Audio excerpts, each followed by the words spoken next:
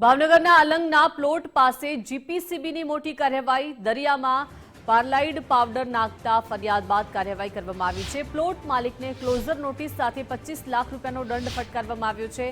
વારંવાર દરિયામાં કેમિકલ નાખતા પર્યાવરણને નુકસાન થઈ રહ્યું છે। દરિયામાં પાર્લાઇડ પાવડર ભળતા સફેદ ચાદર છવાઈ હતી। સામાજિક આગેવાન સુખદેવસિંહ ગોહિલે ફરિયાદ કરી હતી।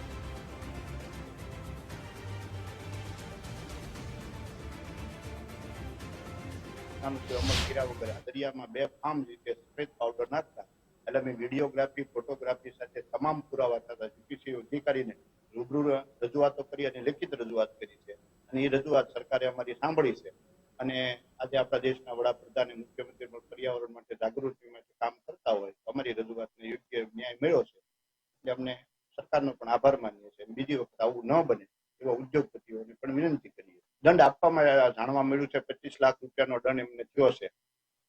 દંડ કરી છે। મેં અધિકારીને એવું કીધેલું કે આને કંઈક કડક કાર્યવાહી કરશો તો જ કોઈ પણ વ્યક્તિને આનો અસર પડશે। વારાખરે નોટિસ આપી દો, એનો જવાબ આપી દે, પછી એનો કોઈ અસર થતી નથી।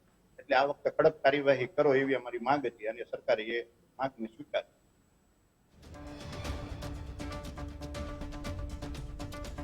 તો ભાવનગરના અલંગના પ્લોટ પાસે જીપીસીબી આ મોટી કાર્યવાહી કરી છે, કેમ કે દરિયામાં પાર્લાઇટ પાવડર નાખવામાં આવતો હતો અને તેની ફરિયાદ એક સામાજિક આગેવાને કરી અને ત્યારબાદ હવે પ્લોટ માલિકને ક્લોઝર નોટિસ સાથે 25 લાખ રૂપિયાનો દંડ ફટકારવામાં આવ્યો છે।